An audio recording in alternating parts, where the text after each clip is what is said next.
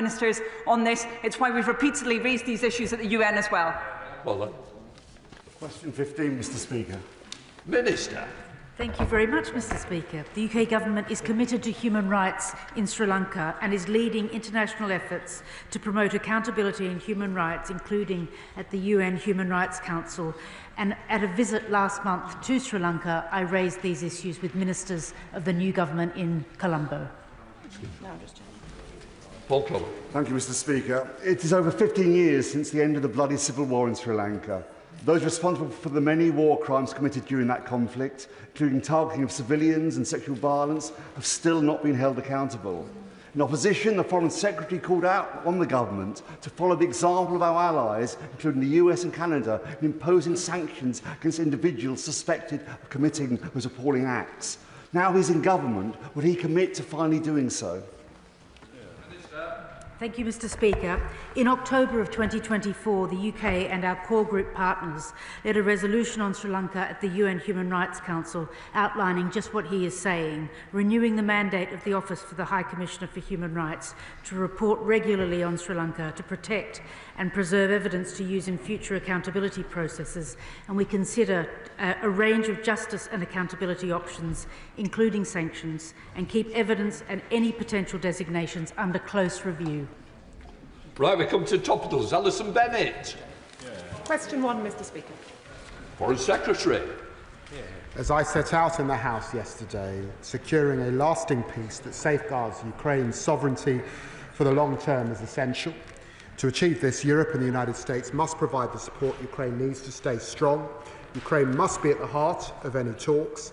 The UK is playing a leading role on assistance to Ukraine, on pressure on Russia, and on keeping our allies united. Alison Bennett. Thank you, Mr. Speaker.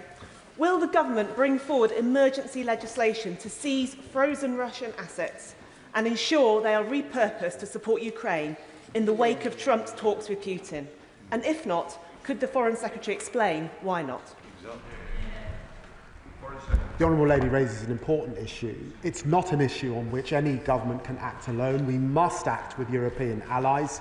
It was a topic of conversation at the G7. It was a topic of conversation at the Weimar Group. And of course, Europe has to act quickly. And I believe we should move from freezing assets to seizing assets. Joe Morris. Thank you, Mr. Speaker. The Gaza ceasefire deal remains fragile, and as we enter the final week of the ceasefire's first phase, it's crucial that both the Israeli and Palestinian governments continue to uphold the agreement and reunite families with dignity. Can the Minister assure me that this government will continue to support the ceasefire deal into its remaining stages and work with international partners such as Jordan and Egypt to secure a lasting peace? Mr. Speaker, I can confirm that we will continue to support the ceasefire deal through all three of its phases, which we hope to see concluded in full, and I'm working with international partners, as are other ministers, and I saw the Jordanian and Egyptian ambassadors on this question just last week. Shadow Foreign Secretary Dame Priti Patel. This House stands united with the people of Ukraine. So in light of Putin's brutality towards the people of Ukraine, what discussions will the Foreign Secretary be having with allies, including his American counterparts, on the international effort to prosecute Russia for invading Ukraine and the sheer barbarism that they have inflicted upon the people of Ukraine?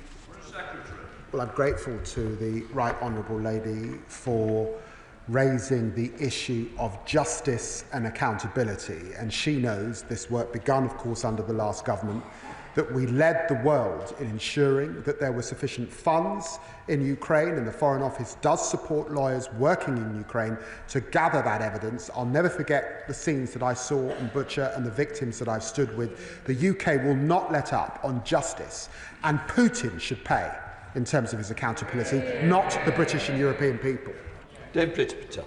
Speaker, Russia, Iran, China all pose threats to Britain, and they go out of their way to do us harm. So can the Foreign Secretary explain why the government has yet to implement the Foreign Influence Registration Scheme, which the last government legislated for, and can he confirm when it will come in and whether or not China will be on the enhanced tier? Well, she raises again an important issue. We inherited a process that wasn't quite working, and she knows these issues, and we will come forward shortly with our plans under the Foreign Influence Registration Scheme. Debbie Abrahams. Thank you, Mr. Speaker. The ICJ delivered their advisory opinion last July and made it absolutely crystal clear that the illegal settlements at that time were just that, unlawful. And yet we have seen threats to displace Gazans, we've seen tanks in the West Bank. When will the government deliver their response to the advisory opinion, and will it be before the conference in Switzerland in a few weeks' time? Minister.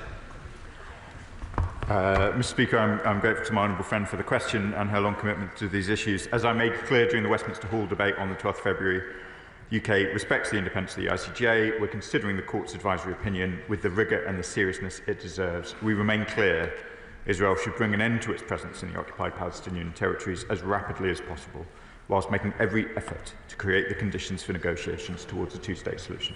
Liberal Democrat spokesperson Callum Miller. Thank you, Mr. Speaker.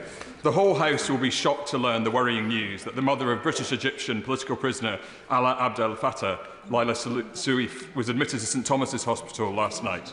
She's 68 years old and has been on hunger strike now for 149 days. Can the Foreign Secretary update us on whether the Prime Minister has now spoken to the Egyptian President to secure the release of Alaa Abdel Fattah and allow Laila to break her strike? Mr. Speaker, I know the whole House are engaged in this case, and we all are hoping for Laila's health. The Prime Minister met with Laila and the rest of her family recently, and I was pleased to join them. The Prime Minister has undertaken to take every effort that he can in order to try and ensure Alaa's release, and we will continue to do so. Jacob Collier. Thank you, Mr. Speaker. Having recently returned from Camp Viking, the hub for UK Commando forces in the High North, I witnessed the vital role it plays in our strategic defence efforts. Can I ask the Minister what engagement he's had with Norwegian counterparts to counter Russian aggression and strengthen our collective security in the region? Well, Mr. Speaker, I was delighted he's visited those incredible commandos up there training. I too have visited them in the past, our Royal Marines and Army commandos in the High North in Norway, and I've witnessed the vital role that they play in our strategic defence efforts. The UK and Norway work closely together as NATO and JEF allies. Our Prime Minister signed a strategic partnership in December, and last week the Defence Secretary also visited Norway to launch a new agreement on deeper defence cooperation. Myself and the Foreign Secretary have also visited with our counterparts, and I can tell you that security and defence cooperation were absolutely at the heart of our efforts and our discussions with our Norwegian friends. Monica Hardy. Thank you, Mr. Speaker. President Trump and Elon Musk slashing US aid was a great day for Russia and China. Will the Foreign Secretary avoid giving them another great day by committing to protect the UK's development budget, even as we raise defence spending to 2.5% of GDP, because he knows that preventing wars is cheaper than fighting them? What can I say to the Honourable Lady that I'm proud of the work that the UK has done over many decades in relation to development, the work that I've seen in Ukraine, the work that I've seen in Gaza, the work that I've seen in Sudan.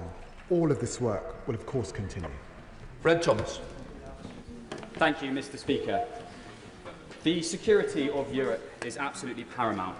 Can the Secretary of State tell us what new steps he's taking to deter Russia from further invading European borders, given that we are now in a new situation with negotiations undergoing? Well, I'm very grateful to the honourable gentleman. I was very pleased yesterday to announce one of the biggest sanction packages that this country has ever seen, to bear down further on Russia's shadow fleet. And I remind the honourable gentleman that interest rates are running at 21%, that inflation is running at 9%. We're doing a lot to take money off the table of Putin to fund his war machine. Robin Swan. Thank you very much, Mr. Speaker. In January, the Foreign Office Minister said they would challenge the Northern Ireland Executive to be more robust in its reporting of international affairs and meetings. At the start of this month, the First and Deputy First Minister met again with the Chinese Consul, but still no details of that meeting has been reported or shared, nor previous meetings. Has that challenge been made, and what was the response? We regularly engage with Northern Ireland on all matters of foreign policy, and specifically in relation to the matter of Chinese consular issue. It's not really for ministers to discuss at the dispatch box. Joe Powell. Mr. Speaker, can I warmly welcome the massive sanctions package announced yesterday by the government. But does the Foreign Secretary agree with me that China should be taking a significantly more proactive role in preventing its companies from supplying Russia's military? Mr. Speaker.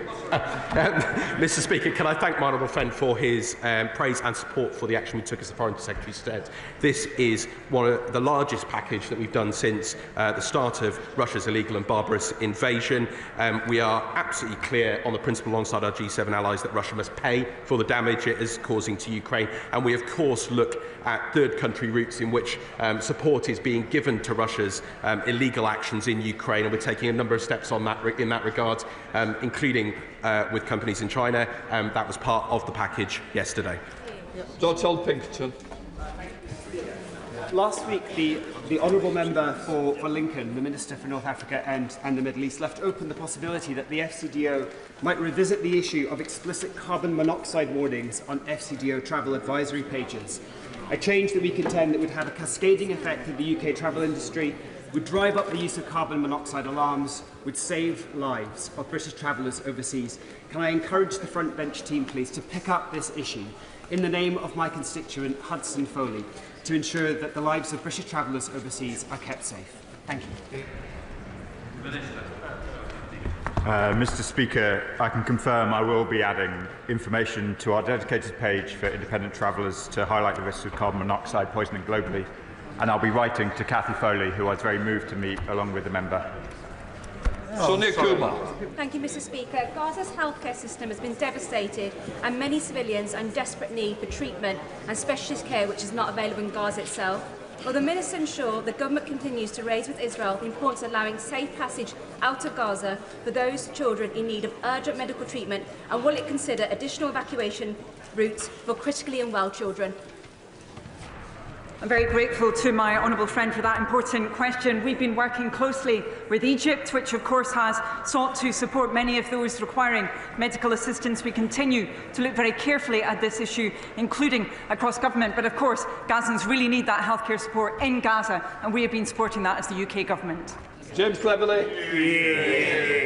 Thank you, Mr. Speaker. As I'm sure the Treasury bench will know, soft power and diplomacy are most effective when they're backed up by hard power. So when will the government commit to spending 3% of GDP on defence to make sure we have a real voice at the international table? When we encourage European countries to increase their defence spending. Well, I've got to say to the honourable gentleman, why didn't you decide to do that? You've left this to this government to get back to 2.5%, which we last had as a Labour government. I say to the honourable gentleman, he should have done this. We're going to do it. Johnny Salazar. I look forward to seeing relations between the UK and Iraq blossom in the years to come under this Labour government. Could the Minister share with me the recent conversations he's had with Iraqi counterparts on reducing barriers to trade, such as diverging trade regimes? Mr. Speaker, I was very pleased to meet the Iraqi Foreign Minister, Dr. Fuad Hussain, during the official visit of his Prime Minister, al-Sudani, to the UK from the 14th to the 16th of January. During that visit, our two Prime Ministers signed the landmark Partnership and Cooperation Agreement, a wide-ranging treaty on trade and strategic cooperation, announcing a trade package worth up to £12.3 billion. Right, we're now changing over the end of questions.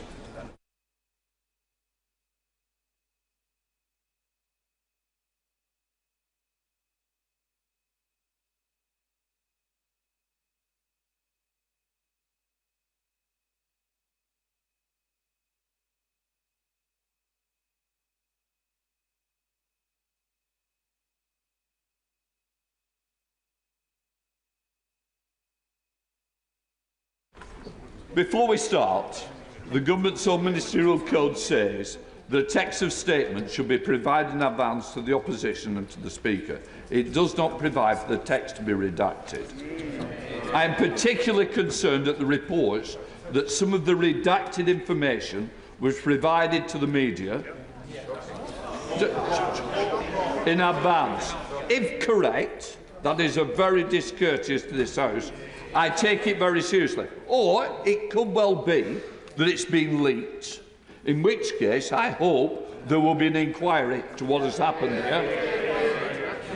I will therefore ask the Prime Minister to look into what has happened in this case and report back to me and to the House as soon as possible. Prime Minister. Mr. Speaker, can I begin by giving my word to this House that this was not given to the media? I will absolutely have an inquiry into this, but I would not be that discourteous. I spoke to you this morning, Mr. Speaker. I wouldn't be discourteous to you or to the Leader of the Opposition in that way, or to the House, and I give you that assurance from this dispatch box. And I apologise to the Leader of the Opposition, and I will make that inquiry. Mr. Speaker, 3 years since Russia launched its vile assault on Ukraine, I would like to address the international situation and the implication for Britain's national security. Mr. Speaker, in my first week as Prime Minister, I travelled to the NATO summit in Washington with a simple message: that NATO and our allies could trust this government would fulfil Britain and indeed the Labour Party's historic role to put our collective security first. I spoke of my great pride, Mr. Speaker, to lead the party that was a founding member of NATO, the inheritor of the legacy of Clement Attlee and Ernest Bevin, who not only stood behind Winston Churchill in wartime, but won the peace by establishing the great post-war order here and abroad. Mr. Speaker, it's a proud legacy, but in a world like ours, it's also a heavy one, because the historical load we must carry to fulfil our duty is not as light as it once was. We must bend our backs across this House, because these times demand a united Britain, and we must deploy all of our resources to achieve security. Mr. Speaker, as a young man, I vividly remember the Berlin Wall coming down. It felt as if we were casting off the shackles of history, a continent united by freedom and democracy. If you had told me then that in my lifetime we would see Russian tanks rolling into European cities again, I would not have believed you. Yet here we are, in a world where everything has changed. Because 3 years ago, that is exactly what happened. Britain can be proud of our response. British families opened their doors to fleeing Ukrainians, the yellow and light blue fluttering on town halls and churches the length and breadth of this country. And the party opposite, in government, was robust in our response. I supported that in opposition. I applaud them for it now. And we have built on that, bringing our support for Ukraine to a record level this year. Mr. Speaker, we should not pretend that any of this has been easy. Working people have already felt the cost of Russian actions through rising prices and bills. Nonetheless, one of the great lessons of our history is that instability in Europe will always wash up on our shores, and that tyrants like Putin only respond to strength. Russia is a menace in our waters, in our airspace, and on our streets. They've launched cyber attacks on our NHS. Only 7 years ago, a chemical weapons attack on the streets of Salisbury. We must stand by Ukraine, because if we do not achieve a lasting peace, then the economic instability, the threats to our security, they will only grow. And so, as the nature of that conflict changes, as it has in recent weeks, it brings our response into sharper focus. A new era that we must meet, as we have so often in the past, together and with strength. Mr. Speaker, the fundamentals of British strategy are unchanged. I know that the current moment is volatile, but there is still no good reason why they cannot endure. So let me spell out to the House exactly how we will renew them for these times. First, NATO is the bedrock of our security and will remain so. Yeah. It has brought peace for 75 years. It is as important today as the day on which it was founded. Putin thought he would weaken NATO. He's achieved the exact opposite. Yeah. And it remains the organisation that receives the vast bulk of our defence effort in every domain, and that must continue. Second, we must reject any false choice between our allies, between one side of the Atlantic or the other. That is against our history, country and party, because it's against our fundamental national interest. The US is our most important bilateral alliance. It straddles everything from nuclear technology to NATO, to Five Eyes, AUKUS and beyond. It survived countless external challenges in the past. We fought wars together with the closest partners in trade, growth and security. So this week, when I meet President Trump, I will be clear. I want this relationship to go from strength to strength. Yeah. But, Mr. Speaker, strength in this world also depends on a new alliance with Europe. As I said in Paris last week, our commitment to European defence and security is unwavering. But now is the time to deepen it. So we will find new ways to work together on our collective interests and threats, protecting our borders, bringing our companies together, seeking out new opportunities for growth. Third, Mr. Speaker, we seek peace, not conflict. And we believe in the power of diplomacy to deliver that end. That, of course, is most pressing in Ukraine. Nobody in this House or this country wants the bloodshed to continue. Nobody. And, Mr. Speaker, I've seen the devastation in Ukraine firsthand. What you see in places like Bucha, that never leaves you. But for peace to endure in Ukraine and beyond, we need deterrence. I know that this House will endorse the principle of winning peace through strength. Yeah. So we will continue to stand behind the people of Ukraine. We must ensure they negotiate their future, and we'll continue to put them in the strongest position for a lasting peace. Fourth, Mr. Speaker, we must change our national security posture, because a generational challenge requires a generational response. That will demand some extremely difficult and painful choices. And through those choices, as hard as they are, we must also seek unity, a whole society effort that will reach into the lives, the industries and the homes of the British people. I started this statement by recalling the era of Attlee and Bevin. And of course, this year we will mark many anniversaries of that greatest generation. We must find courage in our history, courage in who we are as a nation, because courage is what our own era now demands of us.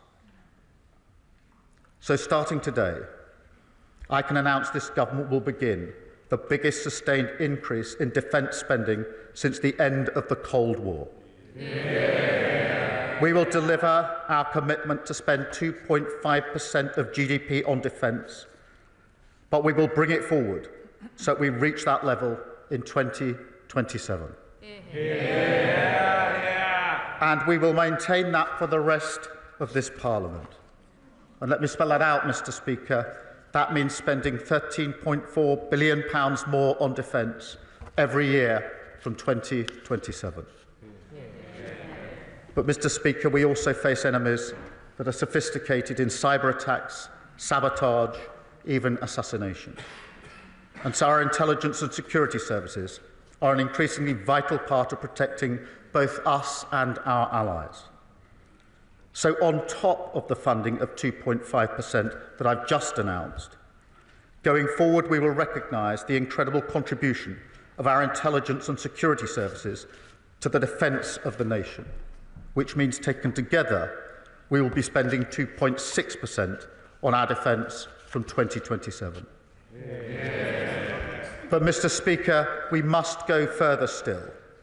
I've long argued that in the face of ongoing generational challenges, all European allies must step up and do more for our own defence. So, subject to economic and fiscal conditions and aligned with our strategic and operational needs, we will also set a clear ambition for defence spending to rise to 3% of GDP in the next Parliament. Mr. Speaker, I want to be very clear. The nature of warfare has changed significantly. That is clear from the battlefield in Ukraine. And so we must modernise and reform our capabilities as we invest. I equally want to be very clear that, like any other investment we make, we must seek value for money. And that's why we're putting in place a new defence reform and efficiency plan, jointly led by my right honourable friends, the Chancellor and the Defence Secretary. This investment means that the UK will strengthen its position as a leader in NATO and in the collective defence of our continent. And we should welcome that role. It is good for our national security. It is also good for the defining mission of this government to restore growth to our economy. And we should be optimistic of what it can deliver in those terms.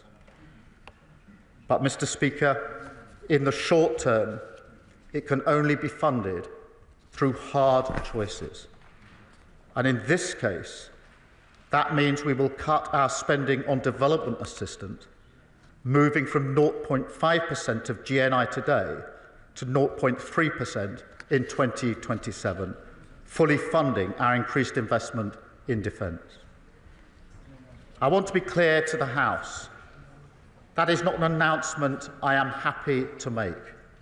I'm proud of our pioneering record on overseas development, and we will continue to play a key humanitarian role in Sudan, in Ukraine and in Gaza, tackling climate change, supporting multinational efforts on global health and challenges like vaccination.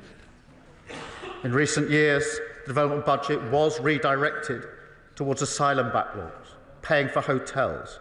So as we're clearing that backlog at a record pace, there are efficiencies that will reduce the need to cut spending on our overseas programmes.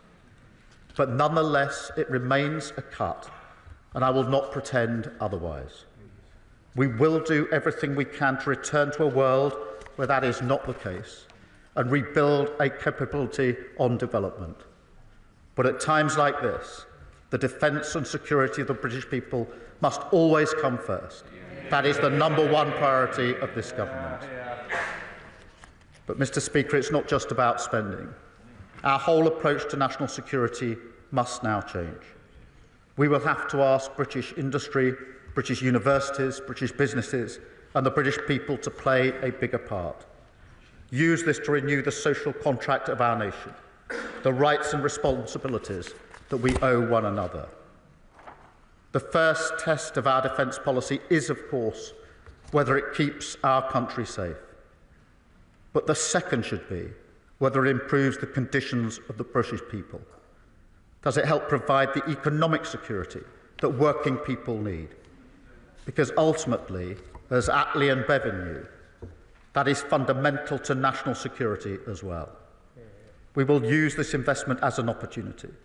We will translate defence spending into British growth, British jobs, British skills, British innovation. We will use the full powers of the Procurement Act to rebuild our industrial base. And, Mr. Speaker, as the Strategic Defence Review is well underway, and across government we're conducting a number of other reviews relevant to national security, it's obvious that these reviews must pull together. So before the NATO summit in June, we will publish a single national security strategy, and we will bring it to this House because, Mr. Speaker, as I said earlier, That is how we must meet the threats of our age, together and with strength. A new approach to defence, a revival of our industrial base, a deepening of our alliances, the instruments of our national power brought together, creating opportunity, assuring our allies, delivering security for our country. Mr. Speaker, at moments like these in our past, Britain has stood up to be counted. It has come together and it has demonstrated strength. That is what the security of our country needs now, and it is what this government will deliver. And I commend this statement to the House. Leader of the Opposition, Kemi Badenoch. Thank you, Mr. Speaker, and I thank the Prime Minister for the partial copy of his statement. And now that I've heard the unredacted bits, I must welcome his response and his fulsome support for Ukraine. This weekend marked a grim milestone. It's now 3 years since Putin's invasion, and the Conservative Party stands resolutely with the people of Ukraine. Our hearts are with those still caught up in this conflict as we remember the many innocent lives lost. I will always be proud of the support the last Conservative government gave in the run-up to Putin's invasion and those first crucial weeks and months of the war. We helped prevent Kiev falling, and we supported Ukraine in regaining territory initially lost to Russia. But it is also true that overall, the West has not done enough to support Ukraine. As has been the case from the outset, it remains ultimately for Ukraine as a proud and sovereign nation that has sacrificed so much to defend itself and the fundamental freedoms that we all hold dear. It is up to them to decide their future. So we want this terrible war to end, but Ukraine needs to be at the negotiating table. And like President Zelensky, we hope for a lasting, reliable peace. But the West must continue to be intensely robust in the face of Putin's aggression. The lesson of the last 20 years is clear. He only comes back for more. The first duty of every government is to protect its people. That means a strong state that stands up for our national interest. Our foreign policy should seek to support our national interest. National interest should always come first. So I'm very pleased to hear the Prime Minister announce that increase to 2.5% by 2027. All of us on this side of the House welcome that. We've all wanted to see more spending on defence. I would ask the Prime Minister, on including the intelligence budget, can he confirm that this is new money for the intelligence services? And does this mean that there will be new money in the next financial year? The Prime Minister will know that I wrote to him at the weekend with suggestions on what we could do to help with increasing defence spending, so I welcome his announcement on repurposing money from the overseas development budget. That is absolutely right. And I look forward to him taking up my other suggestion of looking at what we can do on welfare. He will know that we had a fully funded plan and we urge him to take it up. Having said that, can the Prime Minister say in confidence that 2.7%, the 2.5% by 2027 is sufficient? Because we need to look at exactly how we fund this. He must not raise taxes further, as it will destroy our economy. We need a strong economy to pay for strong defence. He cannot borrow more. We are already spending more on debt interest than defence. We all know that he must make difficult decisions on spending. He has our support to do that. In his statement, the Prime Minister also told us about his new value for money defence reform and efficiency plan. Does he agree that the first thing that must be looked at is spending billions of taxpayer money leasing back a defence base on Diego Garcia that we currently own? Why is the Prime Minister still pursuing this deal? Earlier today, I made a speech about the realism that should drive our foreign policy. As part of this, the Prime Minister must scrap his disastrous plan to surrender the Chagos Islands and have British taxpayers pay for the privilege. The key difference between those of us on this side of the House and the Labour Party is that we know we need a strong economy for defence. We need a serious plan to get the British economy growing again. We do not have that with the latest budget from the Chancellor. So can the Prime Minister tell us if there is going to be a fiscal event this spring, even though his government is committed to only one fiscal event a year? In summary, Mr. Speaker, the Prime Minister made 4 points. I agree with him that NATO is a bedrock of our security, as I said this morning, and I agree that the US is our most important bilateral relationship, but friends tell each other when they disagree. We agree on this issue. We know that Ukraine must be supported, and I shared the concerns the Prime Minister had about statements that had been made about President Zelensky. I agree with the Prime Minister on protecting security in Europe. I welcome his continuing to strengthen alliances. But we must do that through NATO, building on the Joint Expeditionary Force approach. And we, of course, agree that we need peace with Ukraine, agreed. I don't necessarily agree with his change in the national security posture because we have different views on this. I am a conservative realist, not a progressive internationalist. But I want him to know that when he does the right thing, we will work with him in the national interest. Prime Minister. Can I first thank her for her support in relation to today's announcement and her support on Ukraine. That is important to the government, it's important to the House, but mostly it's important to the Ukrainians and to President Zelensky because they want to see unity in our House. They value unity in our House as they enter, after 3 years of a conflict, a very difficult stage of the war with Russia and the Russian aggression. And I hope and I believe we can maintain that unity in relation to Ukraine. We have for 3 years, and I'm very proud that this House has done that, notwithstanding a change of government for 3 long years. We will continue to do so.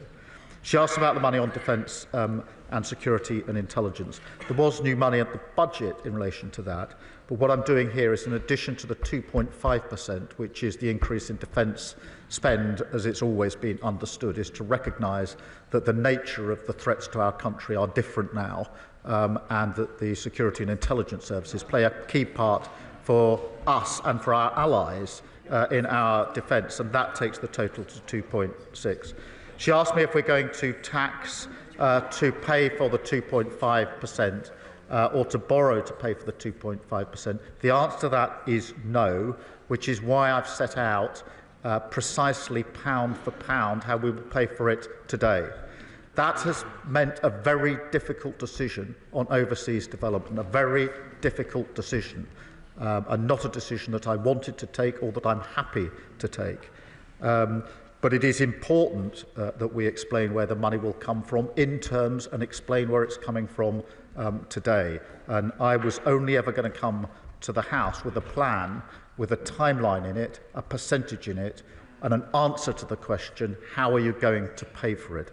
I would not have come to the House with a fanciful plan. And she says they had a plan. She says, of course we did. I've views on it, but the Institute of Government said of their pledge for 2.5% by 2030, Institute for Government, it does not add up, it's not a serious plan. The Institute for Fiscal Studies called it misleading and opaque. I'm not giving my view, I'm giving the view of other bodies having looked at the plan that they put forward. They said they would fund it by cutting the civil service, and then they increased the civil service by 13,000. I'm not prepared to operate in that way, which is why we've taken the difficult decision on overseas development today to be absolutely clear where the money is coming from. In relation to the final point about the approach that we take here and whether there's a difference between us, I hope not, because what I set out was NATO first as the bedrock of our security. I hope that that is common ground, whatever we may call our respective positions. I also set out that we must not choose between the US and our European allies. That is what I fundamentally believe, and I will resist that choice. I hope that that is common ground between us, notwithstanding the language that she uses, because that is important, not for the exchanges over this dispatch box, but the future defence and security of our country and of Europe. Thank you. Chair of the Defence Select Committee, Tamanji Singh Desi. Thank you very much, Mr. Speaker. I welcome the Prime Minister's statement on defence and security, because times are changing and we must all recognise that these are pivotal moments, not just for our nation's security, but also for our Ukrainian friends, whom we must wholeheartedly support in their fight for survival. Mr. Speaker, in my role as Defence Committee Chair, during my various interactions with key stakeholders, I've begun to realise that there is considerable consternation amongst our European allies about whether long-established and hard-earned alliances, rather than a short-term transactional approach, can still be relied upon to secure lasting peace. And also, given the proposed decreased American presence in our continent, people are looking for leadership. And I feel that this is our time as a nation to step forward and take that lead on defence and security matters in our continent. So does my right honourable friend, the Prime Minister, agree that he will convey to President Trump and our American allies about our allies' anxieties and the need to strengthen our transatlantic NATO alliance at this perilous time for Europe? And does he also agree that he can be that person to take the lead on defence and security matters in Europe while coalescing our NATO allies? Can I just gently say, I know you've got a lot to say, but I've got a lot of members to get in. I've still got other bleeders. Prime Minister. Thank you, Mr. Speaker. Look, I do agree that our alliances are important, and that's why NATO is the bedrock of our approach. It has been for many, many years and will continue to do so. I do accept that European allies and the UK have to step up and do more. In our heart of hearts, I think, across this House, we've known that this moment was coming for the last 3 years. And now we've put that plan before the House. And, of course, I will do everything I can to strengthen the alliance and the relationship between the US and the UK. It is a special relationship. It is a strong relationship. I want it to go from strength to strength. Thank you. Leader of the Liberal Democrats, Red Davey. Thank you, Mr. Speaker. Can I thank the Prime Minister for sight of his statement? 3 years ago, Putin began his brutal, full-scale invasion of Ukraine. And as we watched Russian missiles rain down on Ukrainian cities, we feared he might have struck a decisive blow to Ukraine and its sovereignty. Yet Putin underestimated the strength of the ideals we share with our Ukrainian friends of democracy, truth and liberty. He underestimated the courage and grit of Ukrainian soldiers who have spent 3 years heroically resisting Putin's war machine. Britain stood together with our allies in support of Ukraine. Families up and down the country opened their doors wide for Ukrainian refugees, because we know that Ukraine's fight for democracy and liberty is our fight too. And in this House together, we stood strong together. And yet 3 years on, the future of Ukraine and security in Europe seems even more perilous.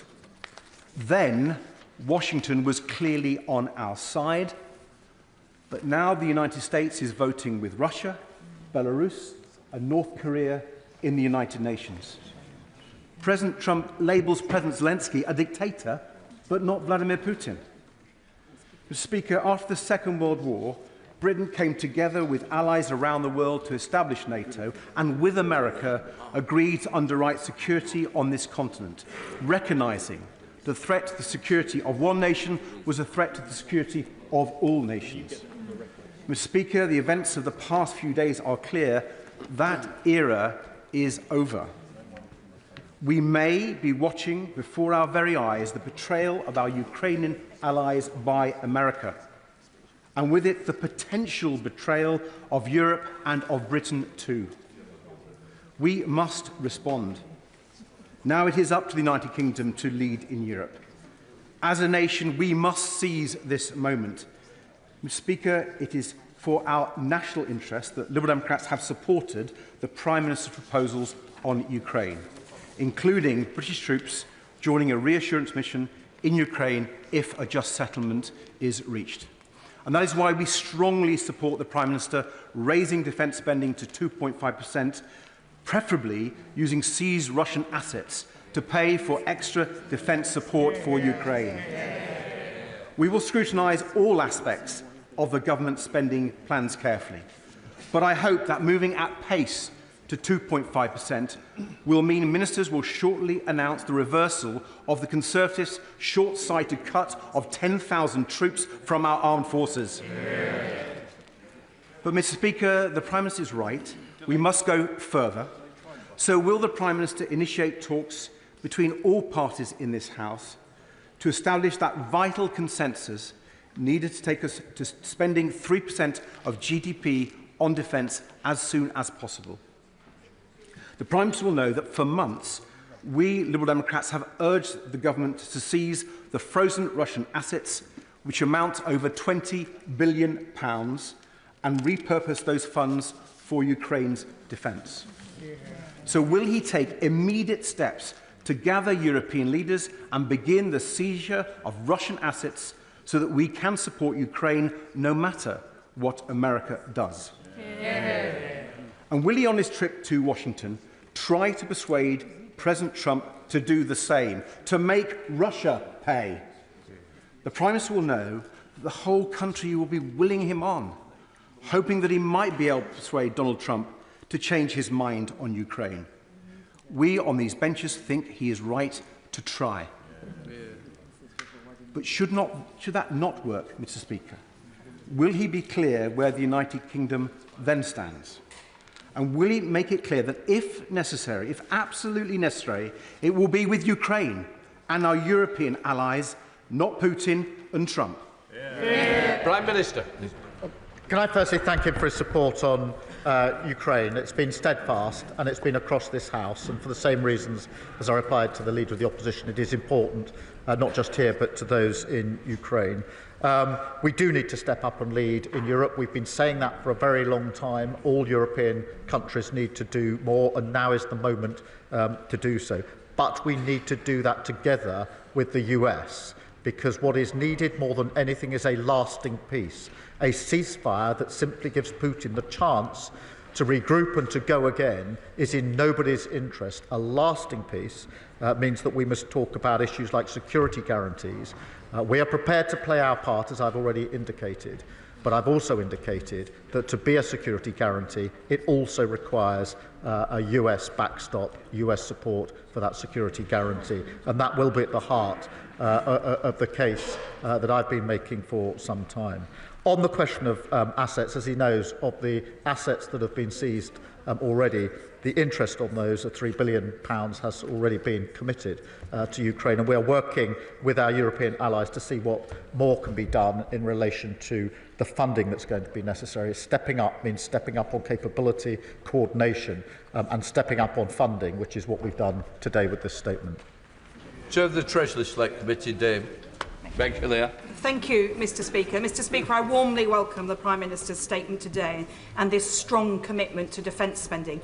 And I welcome as well the work being done with the Chancellor and the Defence Secretary on ensuring that we get every value we can for the pound that's spent in delivering capability. Will the Prime Minister also reaffirm his commitment to the parliamentary scrutiny of that spending, including on the most sensitive areas?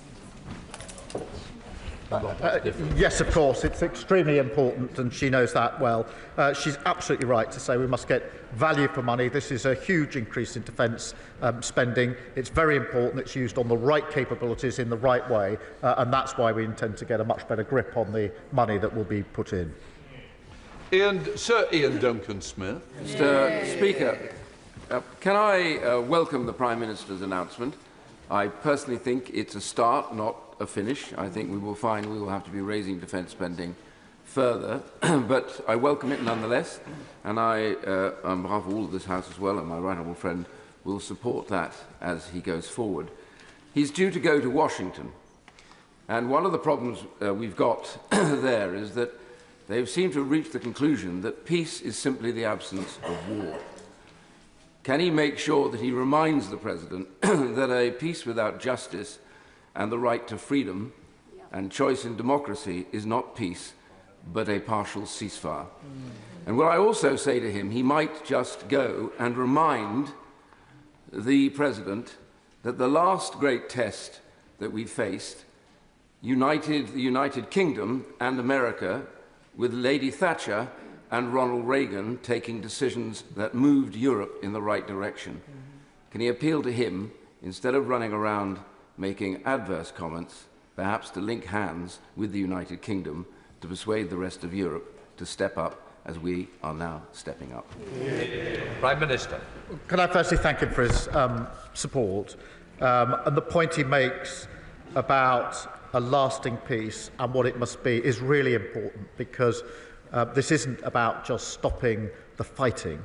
It is about an enduring and lasting peace for Europe and, of course, the sovereignty of Ukraine, the sovereign ability to choose the alliances that Ukrainian people want, to choose their own government, to choose how they defend themselves in conjunction with others. That is the sovereignty that is in issue here. This isn't just about the sovereignty of Ukraine, but it is about the sovereignty of Ukraine. It is also about the values and freedoms across Europe, including our values and freedoms. And that is why this is such an important moment to ensure that NATO is as strong as we go forward as it's been in the last 75 years, and that bond between us and the US is as strong as it's ever been. And of course that has to be part of the case, the argument, and the way in which we have stepped up today and will continue to do so. Derek Twigg. Thank you, Mr. Speaker. Can I warmly welcome the Prime Minister's statement, and particularly his commitment to accelerate the increase in defence spending, although I do fear that we may have to visit the 3% target before the next Parliament. But can I just ask him this question? It's very important that we have a whole society approach to defence, and I ask him whether he'll be bringing forward a strategy to make that happen, and particularly around the great need to improve our reservist forces. Prime Minister.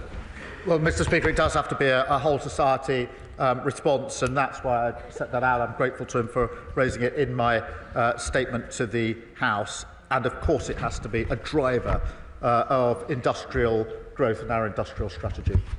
Stephen Flynn. Thank you, Mr. Speaker. Aside from a few of Putin's poodles who are not in their seats in this chamber here today, we are of course united in our support for the people of Ukraine, and indeed in wishing the Prime Minister well in his discussions with the President of the United States later this week. But I'm afraid that's where the unity ends, because whilst we support increasing defence spending, we cannot support the populist playbook of cutting foreign aid. Indeed, that's a position which was shared and agreed with by the Foreign Secretary just a matter of days ago, when he said that it would be a big strategic mistake that would allow China to step in.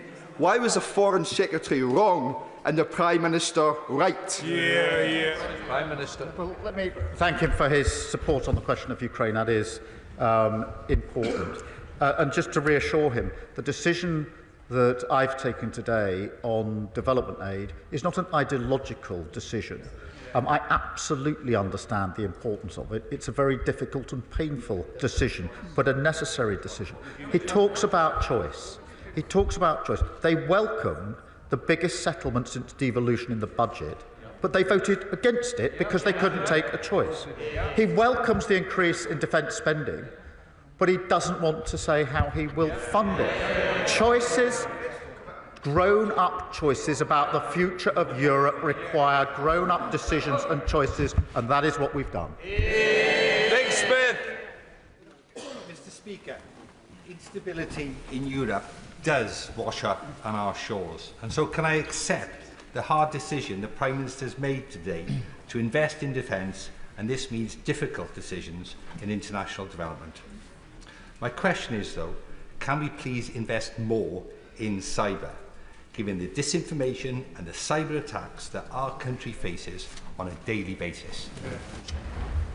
Well, thank you for raising this, because cyber is part of the tools for warfare these days, which is why we increased funding at the budget and why I've adjusted the 2.5 to 2.6 in the way we've presented the case to the House today. Andrew Mitchell. Thank you, Mr. Speaker. I agree entirely with the strategic direction the Prime Minister has set out today. Defence and security must come first, but he does have choices about how he funds this important uplift. He and I voted together in the last Parliament against balancing the books on the backs of the poorest people in the world. Does he still think that vote was right? Well, I'm proud of that vote at the time. I'm proud of the work that our country has done on development, and this is not a decision that I want to make, and I absolutely want us to get back to more funding on overseas development and increasing those capabilities. Obviously, some of that is helped if we can, as we are, get the asylum backlog down and stop using this money to pay for hotels, which is not what it's intended for. But this has been a difficult decision. He knows how much I value overseas development, how important it is. But I thought and do think that the most important thing today is to be absolutely clear about the commitment we're making on defence, to spell out the reasons we're making those decisions, and to set out penny and pound exactly how it's going to be funded. What I wasn't going to do is come to this House with a plan that was not credible and not costed, because I think that would be far worse for our country. But the tenor of what he says I do accept in terms of the importance. Alice Baker. Thank you, Mr. Speaker. Can I thank the Prime Minister for his statement and for the leadership he has shown on these issues in these uncertain times.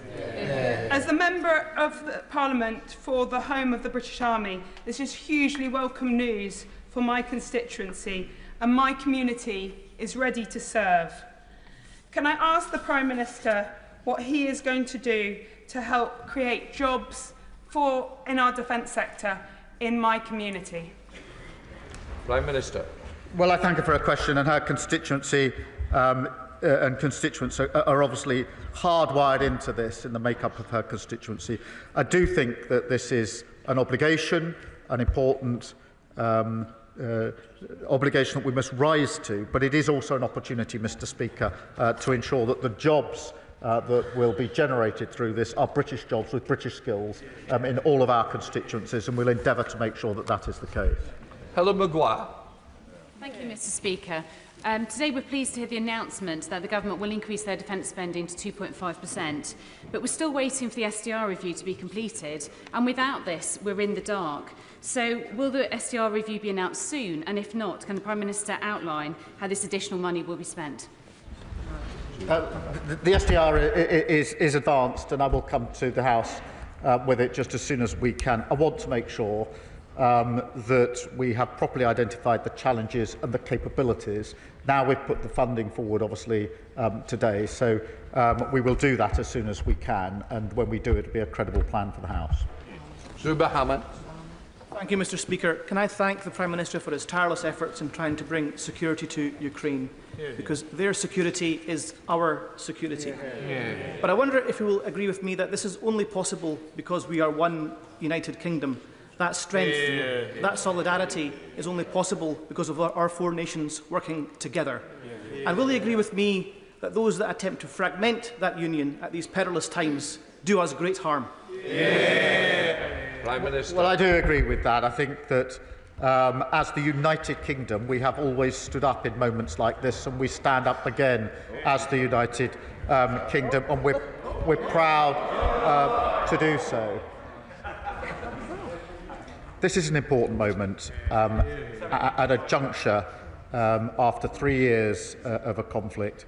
The whole House will be aware of the consequences of decisions in coming weeks, or the potential consequences. I think it's a time for us to pull together. Sir Julian Lewis.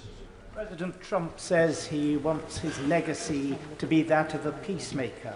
So in his difficult conversations with the President in a few days' time, will the Prime Minister remind him that the reason why the enforced division of Czechoslovakia before the war was a step on the road to disaster, whereas the division of Germany at the end of the war did not lead to World War III, was that the Western half of Europe at the end of World War II was not demilitarized. So if there's to be a stable Ukraine after any such enforced division, there must be military protection for the unoccupied half of Ukraine. Prime Minister. He's right to talk about peace. It's what everybody wants, not least the Ukrainians. But it must be a lasting peace and not a temporary ceasefire. And I do agree that means it needs security guarantees. The configuration of that needs to be agreed, but it needs to be security guarantees sufficient to deter any further aggression, because otherwise it will be the ceasefire and will be the worst of outcomes for the whole of Europe. Calvin Bailey.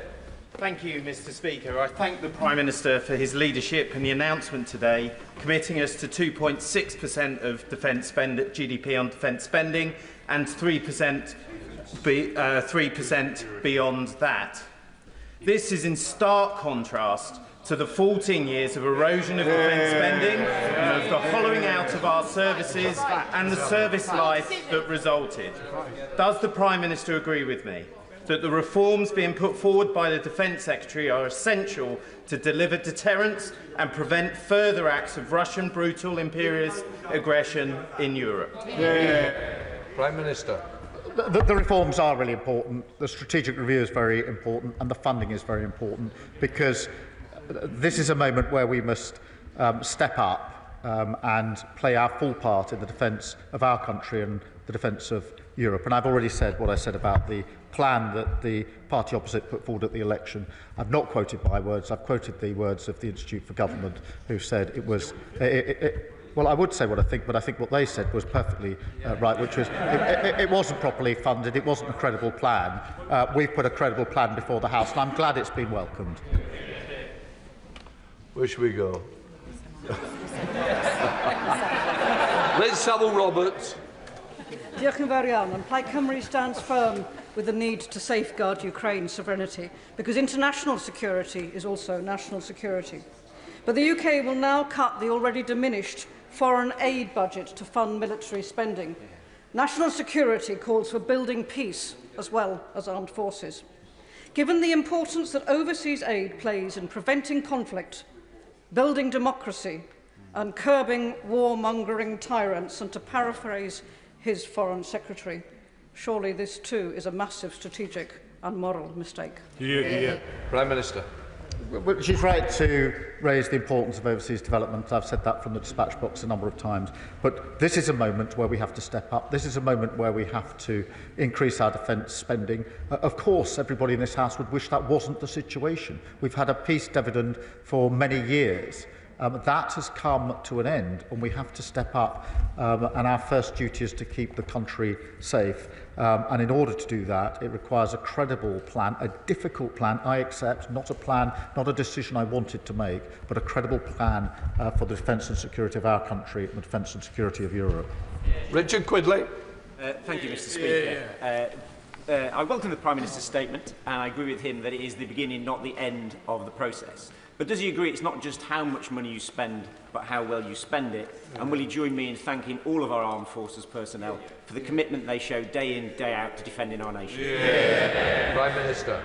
I agree with both those propositions in terms of what we spend, how we spend it, and of course, speaking for myself, for the government, I'm sure for the whole House, we thank our armed services for what they do on our behalf day in, day out. John Glenn.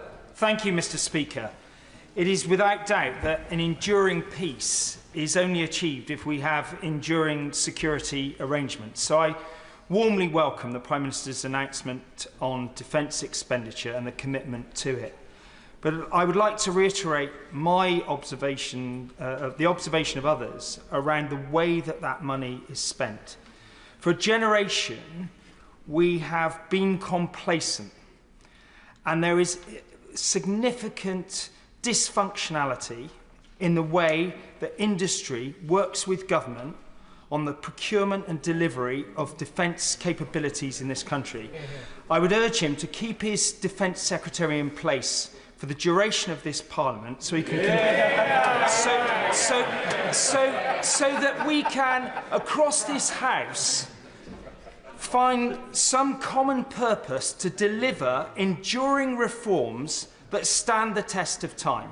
Treasury after Treasury has found it impossible to get to grips with defence expenditure. We must achieve that in this Parliament. Prime Minister. Well, the Defence Secretary just asked me if he could reply to that question. But the point he makes is a really important one.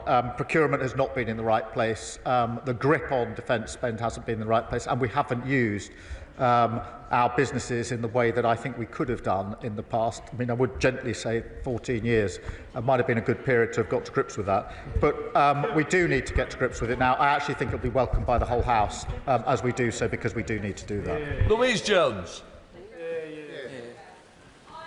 Of my colleagues started my career in the shadow of Putin's first invasion of Ukraine back in 2014. We knew then what Putin was capable of, and we knew then what Putin intended to do. However, our service was marked by swinging cuts from the Conservative government that left our armed forces lacking key capabilities. There's an old saying, if you want peace, prepare for war. Can the Prime Minister assure me that this extra cash will be well spent to cover those capabilities and take advantage of the new technologies we desperately need? Prime Minister. Well, can I thank her for her question, but also for her service? And she's absolutely right that this money must be well spent on the capability that we need, and it will. Sammy Wilson. Mr. Speaker, can I welcome the statement from the Prime Minister today, and also wish him well as he goes to America to persuade the Americans to side with democracy rather than vote with dictators. The announcement today, of course, will have a long lead-in period before we actually see the effects. And given that and the overstretched commitments of our armed forces, how can he give assurances to the Ukrainians that Britain will be able to supply arms and personnel to defend any peace agreement which is reached? Prime Minister. Well, I thank him for his support. On the question of security guarantees, obviously quite intense discussions are going on at how that would look, what it might involve. I'm absolutely confident that we can play our full part.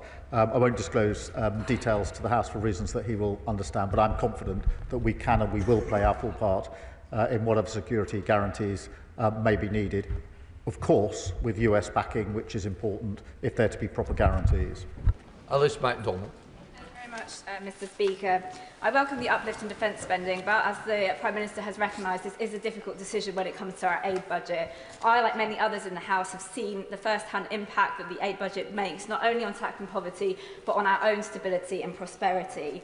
So I welcome what the Prime Minister has said so far, but can he reassure us that our commitment to get back to 0.7% as soon as fiscal circumstances allow still remains? Prime Minister. Yes, I want to see that. And I also want to reassure the House that on vital issues like Gaza, Sudan and Ukraine, notwithstanding the difficult decision that we've taken today, it is important that they are prioritised for reasons that are obvious across the House. Other chance. Thank you, Mr. Speaker.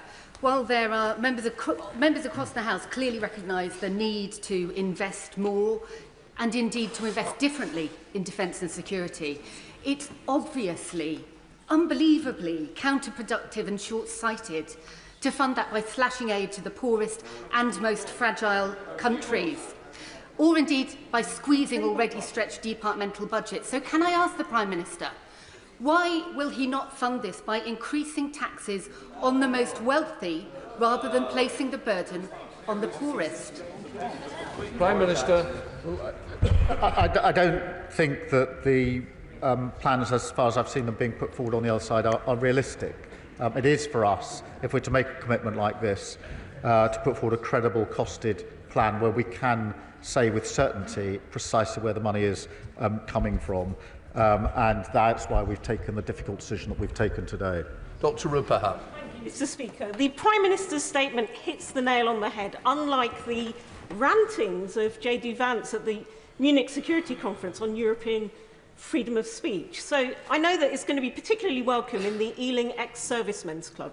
Could I ask him, therefore, to recommit to our veterans, to the OSCE, and to organisations like the Army Cadet Centre in Acton and the TA Reservists in Wood Lane, either of which would welcome a visit, for those who have served our nation and who will do in the future? Prime Minister. Yes, I'm happy to make that commitment, and I'd ask her to carry that message to her constituents, along with the thanks of myself, the Government and the House. Sir Badenoch. Mr. Speaker, when the Prime Minister flies off to Washington, will he go taking the confidence that this House and indeed the whole country are behind him and wish him well in that very difficult meeting, knowing that this country and our continent is possibly facing the most dangerous moments that we have seen since the height of the Cold War? Will he also, may I also welcome the statement increasing defence spending, some of us would say a couple of decades overdue, but will he accept that the benchmark for the success of the defence review is not some arbitrary percentage of what we're spending. It's whether we are spending whatever is necessary to give back to our armed forces the war-fighting capability that is the only real deterrence that the Russians will respect. And can I say to him, I very much doubt that 2.5% or 3% will be enough, and I don't say that as a criticism, but as something, as a nation, that we must be prepared for. Prime Minister. Well, can I thank him for his sentiment? And I think it is important at a moment like this that I'm able to carry the House with me as we undertake the next stage of these discussions about the security and defence of Europe, because it is a very important generational moment, and this House and this country have always come together and stood up at moments like this. Look, I know he's been a long supporter of increased defence spending and capability, and the notion that there must be a war-fighting capability. He's right about that, and that's why we've made the decision we have today. John Slinger. Thank you, Mr. Speaker. I welcome the Prime Minister's statement and his strong leadership. Does the Prime Minister agree that as we rightly reassert the concept of taking responsibility by our own people, military and economy, but also by our friends on the continent of Europe, we must also reassert the responsibility of all countries to defend the international rules-based system that has at its core the concept that bullies must not get away with invading their neighbours. Because if they do, not only will we dishonour the bravery and sacrifice of our Ukrainian friends, but also our collective security will be weakened. Prime Minister. Well, two of those rules-based systems are fundamental. The UN Charter and the NATO framework and all of the articles in it. Hugely important rules-based frameworks that we must absolutely adhere to. And I wrote many times about the UN Security Council as a lawyer. My first appearance at the Security Council was sitting around a table with a country that was in clear violation of the Charter itself, and I did not feel at all comfortable. Victoria Collins. 3 years ago, I have distinct memories of helping my Ukrainian friends and colleagues flee the country as tanks came towards their homes. Since then, people across Harpenden and Berkhamsted have opened their doors, but the hope that they once had has turned to fear, and fear of what is happening globally. So can the Prime Minister please assure the British people that when he speaks to President Trump, he will push for that lasting peace, but highlight the importance of working with our European colleagues? Prime Minister. Well, can I through her, thank again everybody in this country who's opened their doors to Ukrainian refugees. I'm very proud of the fact that we have done that and that the flag flies in so many places across the country. I can reassure her constituents, this announcement today, the approach that we're taking is to ensure that peace continues. But for peace to continue, we have to put ourselves and put Ukraine in the strongest possible position, and this is a step along that road. Alistair Strapper. Thank you, Mr. Speaker. It's shameful that in such a volatile world, for far too long, conversations around defence spending have had a lot of hot air, but not much hard action. Today, I think colleagues across the House will have to recognise the Prime Minister has changed that with a clear, funded and needed plan to invest in our defence. But when supply chains are so important to security, he'll recognise, as I do, that it's not just what we spend, but where we spend it that's going to matter too. So how he makes sure our whole government is united in the effort to build up our domestic supply chain capacity when it comes to key defence assets again. Prime Minister. Well, this is where the industrial strategy and growth is so important, because as we move to higher defence spend, it is vital that we ensure that supply chains are in this country as far as they can be, and that they lead to British well-paid, secure jobs. We know that the defence sector already provides many well-paid jobs across the country. I want more. Can I say to those who were late, please don't embarrass the chair by standing. Simon Hoare.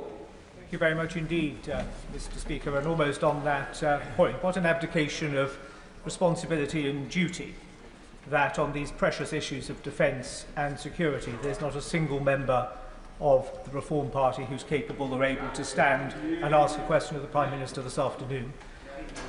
Very different seriousness on the issues on this side of the House and on the government benches. Many have asked the Prime Minister about the use of the frozen assets of Russians. Anybody who studied the issue with regards to Libya will just know how complicated international law and convention has made the defrosting of frozen assets to deploy for proper use. Can the Prime Minister, in his discussions in Washington and with the other European leaders, press for urgent, collaborative international reform to those rules to allow those frozen assets to be used to be helping the Ukrainians and their military to defeat Russian aggression? Prime Minister. The point he raises is a really important one. It is very complicated for reasons that he will understand. Obviously, we've been able to use some of the interest on those frozen assets, which has provided valuable to Ukraine. But look, we do need to work with our European colleagues and collaborate on other legitimate, proper and ways to raise further funding, and we'll continue to do that with our allies. Matthew Patrick. Thank you, Madam Deputy Speaker, and I really welcome the statement from the Prime Minister. This is a major commitment to our defence. I think it will be heard across the world and welcomed by our allies, particularly those facing Russian or Iranian aggression. Can the Prime Minister please set out how he will ensure British businesses, who are so crucial to our defence, are supported in this important task? Thank you, Madam Deputy Speaker. That has to be through the industrial strategy and through the growth strategy that we will put in place. But it is vital that this is seen not just as a duty and responsibility, which is what it is, but also an opportunity in relation to British businesses, British jobs, well-paid, secure jobs that are so vital to so many communities. Dave Dugan. Madam Deputy Speaker, the Prime Minister knows that he can rely on the support of the SNP with regard to efforts to restore Ukrainian sovereignty in the face of Russian aggression, despite the baseless rhetoric from the benches behind him. And I'd like him to acknowledge that. And I welcome that he's raised defence expenditure to 2.5%, albeit by 2027, which will be 3 years after the election, despite it being in the Labour Party's manifesto. But it cannot be right to balance those books with a government budget of 1.1 trillion of the poorest in the global society. So when he goes to Washington on Thursday and he gets his pat on the back from the United States President, will he spare a thought for the predominantly women and children who will suffer immeasurably, and some of whom will die as a result of his decision today? Well, can I thank him for his support on Ukraine, support that I know the First Minister has set out in clear terms in recent days, and I do think that's important, and I acknowledge it. We've had to make difficult decisions, but as he knows, as the House knows, wherever there's war and conflict, it is the poor and the poorest who are hit hardest. There is no easy way through this, but we have to ensure that we win peace through strength, because anything other than peace will hit the very people he's identified harder than anybody else on the planet. And that is why it's so important that we've taken the decision that we have today. Rachel Taylor. Thank you, Madam Deputy Speaker. National security is the first duty of any government, so I welcome the Prime Minister's announcement and his strong leadership today. The Honourable Member for Clacton has previously said that Vladimir Putin is the leader he admires the most, and that it was NATO that provoked Russia's invasion of Ukraine. While this government rises to the challenge of investing in our defence, does the Prime Minister share my concern that those comments play right into the hands of Britain's enemies? Minister. You don't show patriotism by fawning over Putin. Thank you. Dr. Andrew Morrison. Thank you, Madam Deputy Speaker. No decent government cuts international development budgets lightly, and the Prime Minister's discomfort is plain for all to see and will be shared across the House. But will he look at other things that perhaps present easier choices, and in particular his choice to spend billions of pounds on Mauritius, and will he repurpose that money in defence of our armed forces? Prime Minister. Obviously, in the short term, we've got to make decisions between the here and now and the commitment to 2.5% in 2027. And having looked at the available options, this was the choice that had to be made, and I think would have been made by any serious Prime Minister making the commitment that I've made today. Of course, I do think we need to look at other things as we go forward from here. Many people across the House have said that and I've set out the ambition we need to get to on 3%, but I will only put forward credible, costed plans to this House, not fantasy figures, and they chunter away. This is a moment for a serious, costed plan. It's not a time for ridiculous, uncosted polls. Thank you, Madam Deputy Speaker. I'd like to thank the Prime Minister for his statement today. I think this entire House agrees that our safety, that of our allies, depends on showing Putin we have the resolve and the resources to defeat him. We are far more prosperous than he is. European NATO's GDP is 24.5 trillion, Russia's is only 2 trillion. But clearly what is before us is converting those resources into fighting forces and material in the years ahead. So can the Prime Minister assure me that strategic defence review and our defence industrial strategy will ensure we have long-term orders for the capacity that we need, as well as that, on top of that, secure supply chains, inputs like steel, and of course the ability to scale rapidly if we need to rearm so? Well, thank you for raising those points. They're all important, and of course that has to be hardwired into the work we do as we go forward from today. Dr. Lieutenant. Thank you, Madam Deputy Speaker. And the Prime Minister will have the support of both sides of this House when he goes to see President Trump on Thursday. I'd like to ask him, though, if he fails to encourage the US to become the backstop for the Ukraine, no matter how much he increases the spending in the next couple of years, there's going to be a difficulty there. So what conversations is he having as a backstop for Europe to make sure Ukraine gets that support? Prime Minister. I'm not going to preempt the discussions I'll have, but the point he makes is an important one. I absolutely believe that we should play our full part in any security guarantees, if that is what happens. We don't even know whether we'll get to that stage. But I also absolutely think there needs to be a US backing of that, because I don't think it'll be operative as a security guarantee if there isn't that backing. Mark Ferguson. Thank you, Madam Deputy Speaker, and I welcome the Prime Minister's statement today, because although difficult decisions have had to be taken today, the alternative is inaction, which is, of course, also a decision. Does the Prime Minister agree with me, though, that the lesson of history is that Ukraine's survival, Ukraine's defence, is completely indivisible from our own? Prime Minister. Yes, I do, and that's why I say this isn't just about the sovereignty of Ukraine. It is about European defence and security and our own defence and security. And we've already paid a heavy price in this country when it comes to the contribution that we've made, the effect it's had on our cost of living, on our energy prices and so much else. But this is fundamental. It's about our values, it's about our freedom, and it's about understanding who Putin is and what his ambitions are. And we must never forget that. Alison Bennett. Thank you, Madam Deputy Speaker. With some of our European allies likening our predicament in 2025 to that of 1938, I'm concerned that the increase in defence spending announced today by the Prime Minister, whilst welcome, is going to be coming too late. Will the Prime Minister look at Liberal Democrat proposals to increase the digital services tax, which would this year raise £3 billion? Prime Minister. I don't accept the argument's come too late. It's come at a point where we're able to put the plan before the House, a credible costed plan. We've known, I think, for 3 years that this moment was going to come. I think the last few weeks have accelerated that, made it the more urgent, which is why I've made the statement I have today. Jonathan Brash.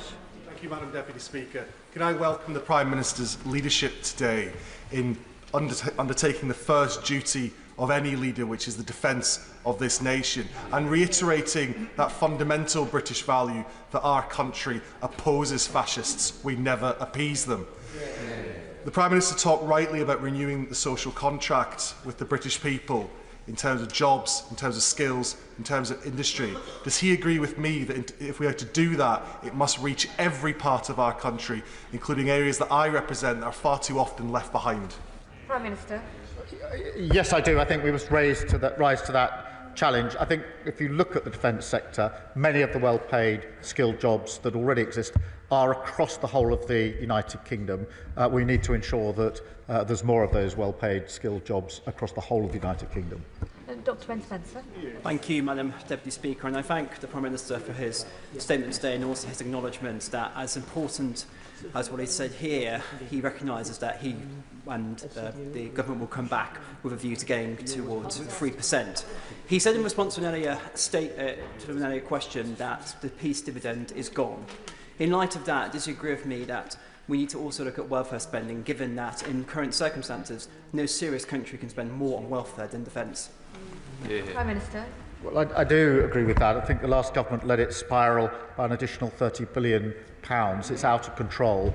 We need to bring it back in control. I think 2.8 million people are out of work because they can't go to work because of some health-related issue. That's a very, very high number. It's out of control. We have to get it back in control. John Grady. Thank you, Madam Deputy Speaker. I thank the Prime Minister for his statement, with which I agree. Would the Prime Minister agree with me that Clement Attlee and Ernest Bevin showed that the defence of the United Kingdom and Europe against totalitarianism is at the core of this House's and our party's values, but also that what we can learn from their great political lives is that we will face very many difficult public spending decisions over the next decade, and our moral duty as a government is to take those decisions, however difficult or heartbreaking they may be. Prime Minister. Well, I thank him for that. I agree with him. These are difficult decisions, with very real consequences, which I acknowledge. But as an earlier contributor said, the alternative to action is inaction. And inaction, in the light of the last 3 years and particularly the last few weeks, would be the completely wrong thing for our country and for our continent. Jim Allister. I absolutely agree with the Prime Minister that this is an important moment for our nation. I welcome the rebalance of expenditure towards defence, but does the Prime Minister agree that the success of our national security posture will not be judged by percentages? It will be judged by the strength of the deterrent that we build. And is it the abiding commitment of the Prime Minister to be unwavering in building such a deterrent? Yes, it is, because I agree with him that it's the strength of our deterrent that counts in a moment like this. I'm very proud of our armed forces, of those that have provided so much for so long, but now is a time to ask more of them and to step up. Gordon McKee. Thank you very much, Madam Deputy Speaker. The Prime Minister spoke about the threat that Russia poses in our waters.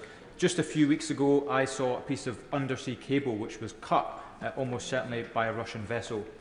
So, can I ask the Prime Minister, what more can the government do to protect Britain's undersea infrastructure from foreign attack? Prime Minister. Well, I thank him for raising that issue. It's a bit like cyber. The way in which conflict and war and aggression is demonstrated these days is changing, and we must protect our vital assets, and that includes the cables under the sea. And I've had extensive conversations with European allies and with NATO about how we better protect that infrastructure. Lincoln Job. Thank you, Madam Deputy Speaker. I have been to war 3 times, and each time working for an American general. General Schwarzkopf in the First Gulf War, the outstanding David Petraeus in the Second Gulf War, and from General Robert Mills of the US Marine Corps in Afghanistan. One of the lessons that keeps coming up after those wars is that we have to prepare for the fight that we don't want to have. Can I welcome, absolutely, the Prime Minister's statement today, and also encourage him, as well as sending in the Chancellor into the new Defence Reform and Efficiency team, encourage him to take a personal interest in the way in which this money is spent in order that we prepare for the fight that we don't want to have. Prime Minister. Can I start by thanking him for his service, for his country? He's absolutely right that we have to prepare for the fight that we don't want to have. And I can assure him I have a very keen personal interest and duty and responsibility as Prime Minister on all of these matters. Sean Davies. Thank you, Madam Deputy Speaker. I welcome this statement from my right honourable friend, the Prime Minister. In places like Telford, which has a proud defence sector, those companies and the communities and the supply chain need certainty. So British taxpayers will be demanding that their money is used to support British-based companies to support our British troops around the world. Can my right honourable friend, the Prime Minister, assure me that each and every pound will be diverted to British industry or British-based industries to support our interests around the world? Minister. Well, I certainly want that to be the case wherever we can, and that's why we'll have the plan for reform and efficiency. But this needs to be translated into British skills, British jobs, secure jobs in every constituency across the land. Jeremy Corbyn. Thank you, Madam Deputy Speaker. It's disappointing that the Prime Minister's statement didn't include any reference to the United Nations or a pathway to end the dreadful conflicts in Ukraine, in Gaza, in Sudan or the Democratic Republic of Congo. Clearly, his statement will have a massive effect on the poorest people in the poorest countries in the world through a cut in overseas aid budgets. But what effect will it have on the poorest people in this country, for example, over the two-child benefit cap, for example, the housing crisis that so many face? He says there's tough decisions coming up. What's going to be the effect on the poorest people in this country of the increase in defence spending? Prime Minister. Well, he says I didn't mention the UN. The UN Charter is at the heart of this, because Russia's in breach of it. Russia is an aggressor that has invaded another country and is occupying part of that country and will go further if they are encouraged down that line. And that is why we need to take these decisions. It is the first duty of government to keep our country safe and secure. It's a duty I take extremely importantly, and the poorest people in this country would be the first to suffer if the security and safety of our country was put in peril. Mark Stewart. Thank you, Madam Deputy Speaker. The Prime Minister is absolutely right to say that NATO is the bedrock on which we found our alliance. He's absolutely right to say that we can only achieve peace through strength. And he is absolutely right to cut the foreign development budget to pay for a £13.4 billion increase in defence spending. It's a difficult decision, but there is nothing more important than the defence and the security of the British people. Can I ask the Prime Minister what conversations he's had or hopes to have with our European allies about their defence spending and whether he hopes to see increases across the continent in the future? Prime Minister. I've had, as you may know, extensive discussions with all of our European allies, particularly intense over the last 3 or 4 weeks, and will continue to do so because we are right to say that Europe and the United Kingdom need to step up. We need to do that alongside our allies. That means capability, coordination and spending. And the best way, in my view, to do that is in a collegiate, collaborative way, working with our allies, and that's what I've been doing. Bradley Thomas. Thank you, Madam Deputy Speaker. In a world where our adversaries are intent on blunting our national security and prosperity, I welcome the Prime Minister's statements and thank him for his commitment to increasing defence spending.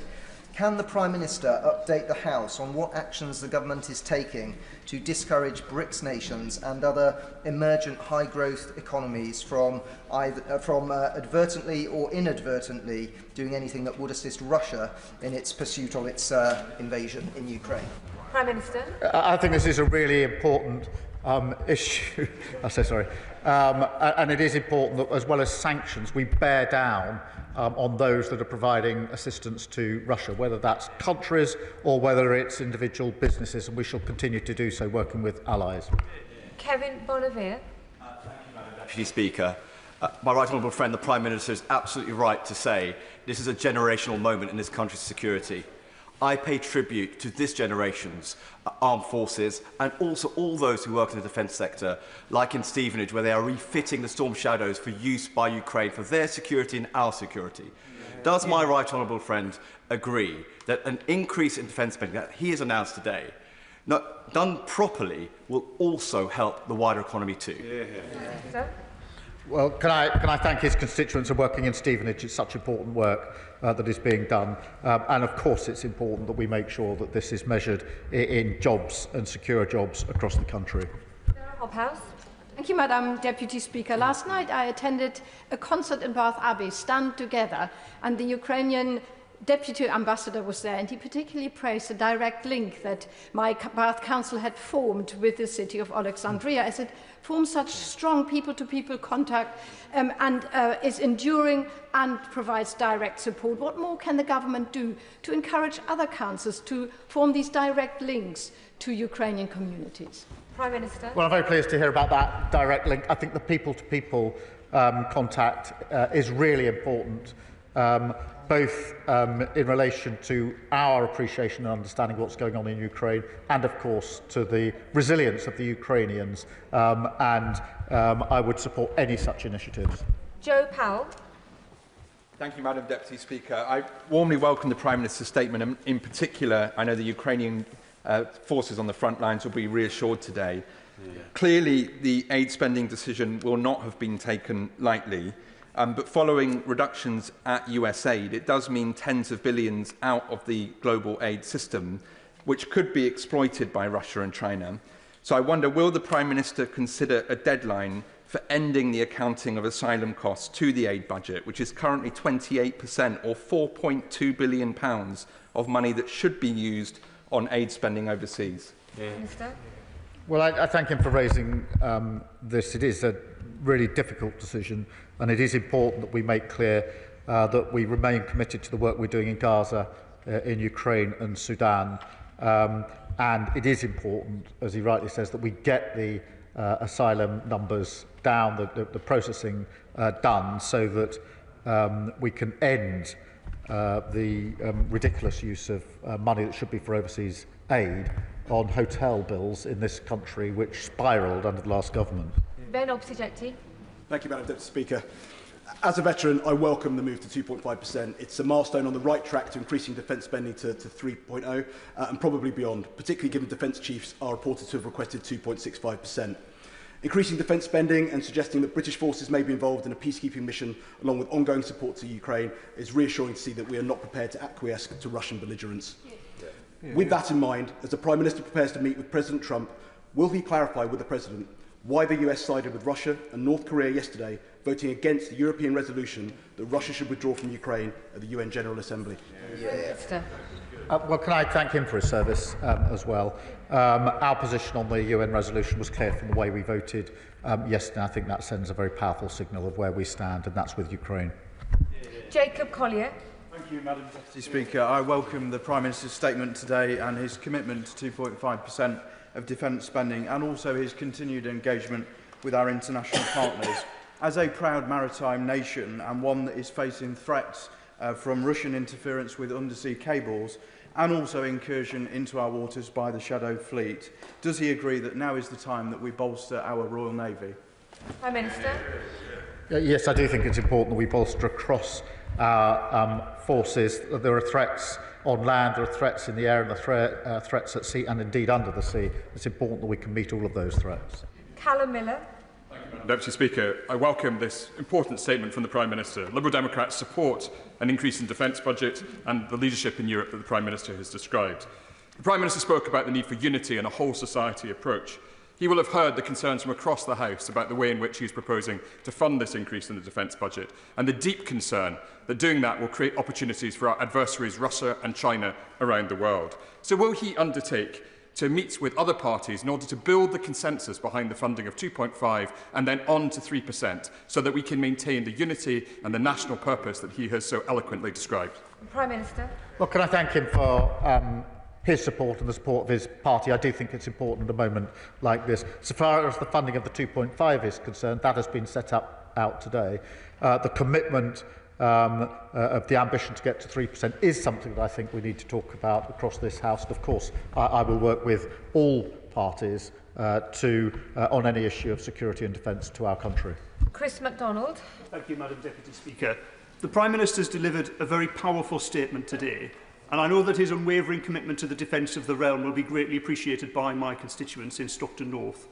He mentioned industrial strategy. I wonder, does he agree with me that we need to start immediately to mobilise our steel, chemicals and shipbuilding industries, and working with regional groups like the Teesside Defence and Innovation Cluster to ensure that we build the capability that we need for our defence supply chains at home? Prime Minister. The industrial strategy and steel within it is vitally important, as he will know, the House will know. Steel and our ability to manufacture steel is vital to our security, and we must do everything to ensure that it is preserved into the future. John Cooper. Thank you, Madam Deputy Speaker. Scotland wants to play its full part in this great national endeavour at this moment of peril, yet almost incredibly tomorrow the Scottish Parliament will discuss stripping defence companies of state funding.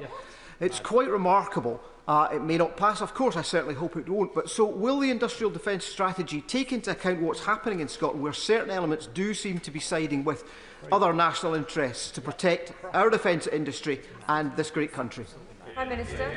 I think across the country it's important that we stand by our defence sector, enhance our defence sector, thank them for the work that they are doing, and obviously today's announcement will mean that there's more yet to do. Luke Murphy. Thank you, Madam Deputy Speaker. Can I welcome the Prime Minister's statement, this government's unwavering support for Ukraine and this very necessary decision to increase defence spending. As someone whose close family has served in our armed forces, I know over the years as a country we've not always provided our servicemen and women with the equipment and the support that they deserve. Could the Prime Minister reassure the House that this funding will be used to ensure that our servicemen and women are provided with that equipment, that support and the respect, given that they are willing to make the ultimate sacrifice for our country? Prime Minister. Yes, and it's hugely important, and we will ensure that we do so. I did have a family member who served, and his ship went down, and I will never forget the agony that my mother went through until she knew for sure that he was safe, and that is what's on the line each and every day for our armed services. Robin Swan.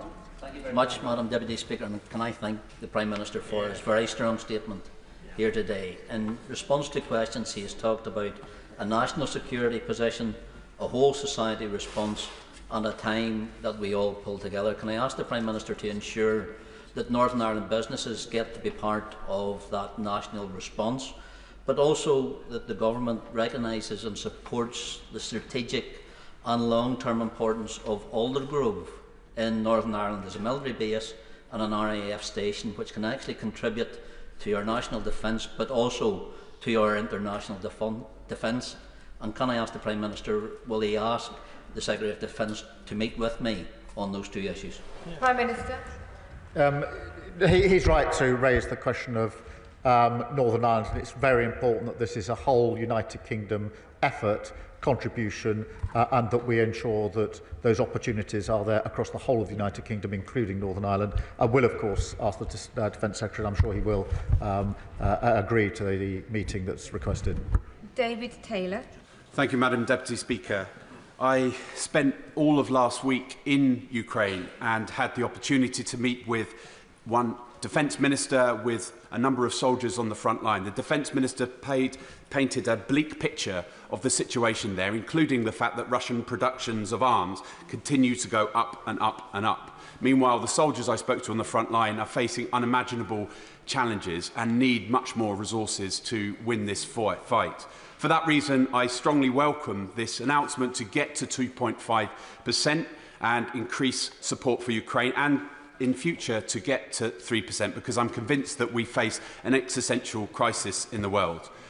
However, of course, as someone who founded the Labour Campaign for International Development, I am pained by the news today, and I hope that we can get back on track to get to 0.7% as soon as possible. And in that spirit, I would just like to draw the Prime Minister's attention to the last government's record of thinking of innovative and different ways of getting development finance, and would ask the Prime Minister if he would meet with me and other MPs with development experience on these benches to look at alternative ways of financing support for development, such as special drawing rights from the IMF, such as more debt relief. I'd be grateful if the Prime Minister would to do that.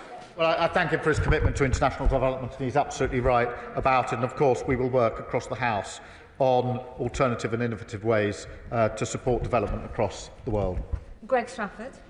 Thank you very much, Madam Deputy Speaker, and I welcome wholeheartedly the announcements that the Prime Minister has made today, and I encourage him to get to 3% as soon as possible. But we don't just need to have a monetary value, we need to know how and where that money is going to be spent. This would be done through the Strategic Defence Review. This gives assurance to our allies, deterrence to our enemies, and of course, most importantly, confidence in our troops. So can he confirm whether the SDR will be published in spring, i.e. in a couple of weeks' time, or will be delayed, as it seems to suggest in the statement, until June? Prime Minister. I didn't mean to imply that in the statement. That was the security strategy. The SDR is well underway, and as soon as it's completed, then I'll put it before the House. But the most important thing is we get it right, and that we ensure it is right, rather than meeting a timeline. I'm not seeking to delay it, but I am absolutely clear in my own mind that we need to make sure we understand the challenges we face, the capability, and I'm particularly struck by the developments in the 3 years of the conflict in Ukraine. The way the fighting started 3 years ago is very different to the way it is now. I was over there a few weeks ago, and amongst the things I took away was that we need to learn the lessons of Ukraine and bind them into what we are doing, rather than think that we're dealing with a world of even 2 or 3 years ago. And that's just why I want to make sure it's the right review, the right strategy to put before the House. Lawrence Turner. Thank you, Madam Deputy Speaker, and I should like to draw the House's attention to my declarations in respect of the GMB Defence Manufacturing Trade Union, when I welcome the commitment the Prime Minister set out to rebuilding the UK industrial capacity in defence. All governments face a balance between international collaboration and avoiding dependency on complex supply chains which can limit freedom of action, as some of our allies have found in their attempts to aid Ukraine. So does the Prime Minister agree that one of the objectives of the spending announced today must be to maintain and strengthen our sovereign freedom to aid our allies and defend our own shores? I do agree with that, and I agree with his comments on the supply chains, which are vital to that security effort. Monica Harding. Thank you, Madam Deputy Speaker. As the former US Defence Secretary Jim Mattis said, if you don't fund the State Department fully, then I need to buy more ammunition, ultimately. Can the Prime Minister not see that funding this uplift through ODA is short-sighted and a strategic and moral mistake? Because prevention is cheaper than wars, because it gives more leverage for Russia and China, and because we do it on the backs of the world's poorest. In fact, it is something that I never thought I would see a Labour government doing, and a pitiful inheritance from 1997. And so given that this is a policy choice and not a retrospective fiscal one, it is in direct contravention of the law passed here in 2015, which rules out the link between levels of defence and development funding. And so will this Labour government be repealing it? Minister. She's right that prevention is better than war.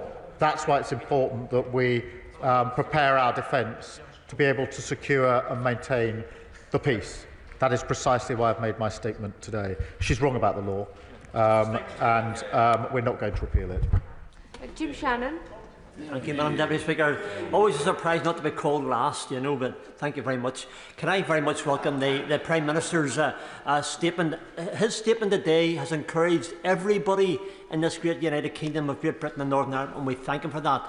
That defence spending should rise from 2.5% to 3%. I just gently remind the House, of course, that in the Cold War, defence spending was 7%, so we've got a bit to go yet to catch up, but there we are.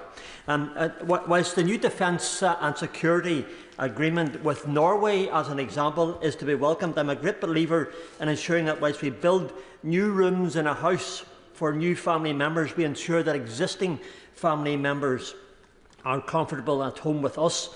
So what discussion has the Prime Minister had with our closest allies, the United States of America, in terms of aligning our defence strategies, number one, and solidifying that network of information share? Thank you so much. Minister.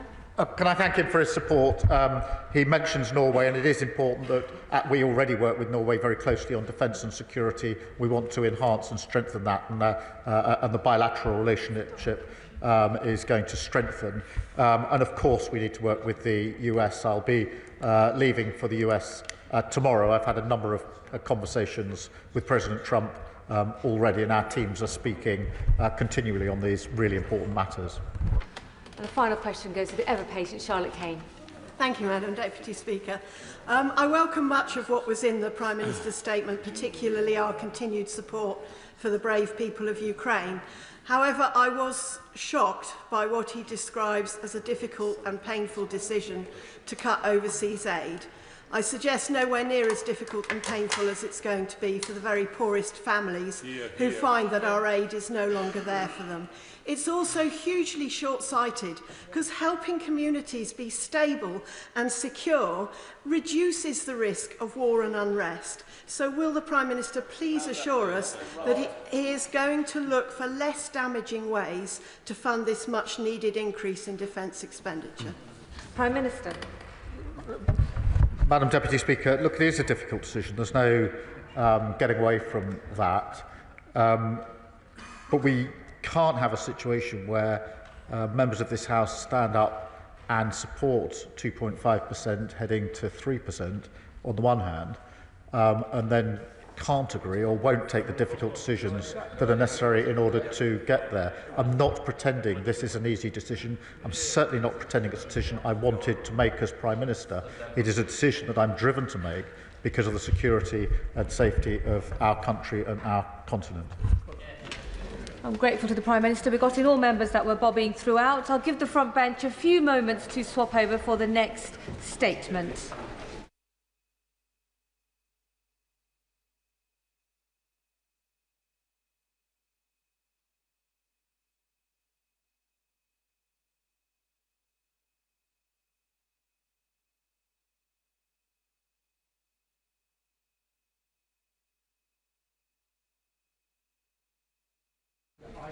Now, if the Minister is ready, we'll move on to our second statement on the warm home discount. Minister. With your permission, Madam Deputy Speaker, I would like to make a statement about the action we are taking to protect families in the face of global spike in gas prices. In recent months, wholesale gas prices have risen to their highest level in 2 years. They are up nearly 15% compared to the previous price cap period. As a result, this morning Ofgem announced the energy price cap will rise by around £9 a month between April and June. We know that this will be unwelcome news for families across the country that are already worried about their bills. But as Ofgem CEO Jonathan Brearley said today, our reliance on international gas markets leads to volatile wholesale prices and continues to drive up bills.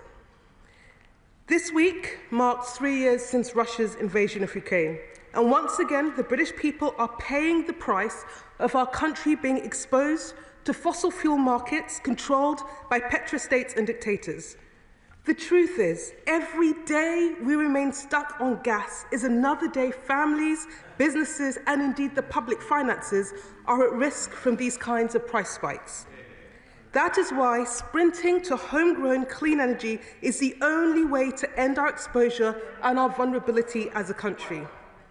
In the meantime, we are determined to do all that we can to protect people, and today I want to set out the measures we are taking. First, we want to provide greater help to the most vulnerable in time for next winter. The Warm Homes discount currently gives around 3 million families a £150 rebate on their energy bills. The current system provides help to those on means-tested benefit, but excludes millions of people in homes not classified as hard to heat, as a result of criteria introduced by the last government in 2022. This criteria is seen by many as arbitrary and unreliable. It means there are families in almost exact same circumstances, with some receiving help and others not. Today, we have announced we will consult on proposals to abolish this restriction, meaning all households receiving means-tested benefit would be eligible for the bill support next winter. From 3 million families in the current system to more than 6 million with our proposals, so that 1 in 5 families in Britain would get help with their bills through this scheme, including an additional 900,000 families with children and a total of 1.8 million households in fuel poverty. Because this government is determined to do everything in our power to help people struggling to pay their energy bills and support the most vulnerable in our society. Second, because of our exposure to fossil fuels, the cost of living saw bills rocket to $2,500 and families plunge into unstable debt. Debt which continues to accumulate today. In the system we have inherited, every bill payer pays for managing this debt burden. We are determined to act on behalf of those in debt and all the bill payers who are paying the cost of it. So we are working closely with Ofgem to accelerate proposals on a debt relief scheme that will support households who have built up unsustainable energy debt through the crisis and have no way of paying it. This will be an important first step to cut the cost of servicing bad energy debt, and under these plans, the target would be to reduce the debt allowance paid by all bill payers to pre-crisis levels. Third, we know that one of the best answers to high bills is upgrading homes so they are cheaper to run. So we will shortly be announcing details around £500 million of funding under the Warm Homes Local Grant and £1.3 billion under the Warm Homes Social Housing Fund to invest in home upgrades over the coming years and cut fuel poverty. In all, up to 300,000 households will benefit from upgrades in the next financial year through our Warm Homes plan, whether it's new installation, double glazing, a heat pump, roof solar panels. That's more than double the number supported in the last financial year. And we're going to ensure that landlords invest in energy efficiency upgrades that will make homes warmer and bring down the cost for tenants, lifting up to 1 million people out of fuel poverty, so that we are doing everything that we can to ensure people have the security of a home they can afford to heat. Fourth, we are clear that we need a regulator that fights for consumers. That is why we have called on Ofgem to use its powers to the maximum to protect consumers, challenging unlawful back billing, taking action on inaccurate bills, driving smart meter rollout, giving every family the option of a zero standing charge tariff so they have more choice in how they pay for their energy, and ensuring compensation is given for wrongful installation of prepayment meters. And we are moving forward on our review of Ofgem to ensure it has the powers that it needs to stand up for consumers and clamp down on poor behaviour by energy companies. Now, this set of measures, Madam Deputy Speaker, shows a government willing to use all the powers at our disposal to help protect consumers. But, important as these measures are, I must stress to the House there is no proper solution to rising energy bills while this country remains exposed to the rollercoaster of fossil fuel markets. And that is why this government is moving at speed to deliver clean power. Lifting the onshore ban in England, consenting nearly 3 gigawatts of solar, setting up Great British Energy, delivering record-breaking renewable auction, making it easier to build the next generation of new nuclear power stations, and getting on with the job of implementing the reforms to the planning system, grid, renewable auctions set out in our Clean Power Action Plan. And look, I have to report to the House, however, that despite the importance of this mission, despite the fact that we are running at it, we continue to receive representation from parties opposite not to speed up, but to slow down. Reject solar power, reject onshore wind, reject offshore wind, reject new transmission infrastructure, representations that, if we accepted, would leave us more vulnerable, more insecure, and the British people paying the price. And let me tell the House, we will reject those representations. We know that every solar panel we put up, every wind turbine we build, every piece of transmission infrastructure we construct makes us more secure. And every time the party opposite opposes these measures, they double down on their legacy of leaving this country exposed and the British people deeply vulnerable. Madam Deputy Speaker, this government will do whatever it takes to stand up for working people now and in the future, protecting families and businesses from the consequences of global events, driving forward on our plans to bring down bills for good, and doing everything in our power to support those most in need. I commend this statement to the House. I call the Shadow Minister Andrew Bowie. Thank you very much, Madam Deputy Speaker, and I thank the Minister for advance sight of her statement. Today, the Government has announced an expansion of the Warm Homes discount, a change to the criteria which will see more low-income households receive a £150 payment to heat their homes. But for many, this payment will be immediately eaten up by the increase in the energy price cap. We must be clear. The best protection for vulnerable households is to prioritise cheap energy. The announcement today is, frankly, a sticking plaster approach to rising energy bills. This government fails to grasp the core issue. Our energy costs in this country are far too high for businesses, for industry and, of course, for bill payers. When the energy price cap rose in 2022, the now Secretary of State called it a national emergency. He called for an urgent freeze on energy bills. He called it a lack of leadership. Now in government, the only thing he's able to freeze is vulnerable pensioners by taking away their winter fuel allowance with no notice. Does she think this shows leadership? I know that my constituents, and presumably hers too, will be concerned about their bills rising, concerned about inflation creeping back up, hitting 3% in January, despite the hard work done last year to bring it under control, and angry that Labour's promise to cut bills by £300 is being broken.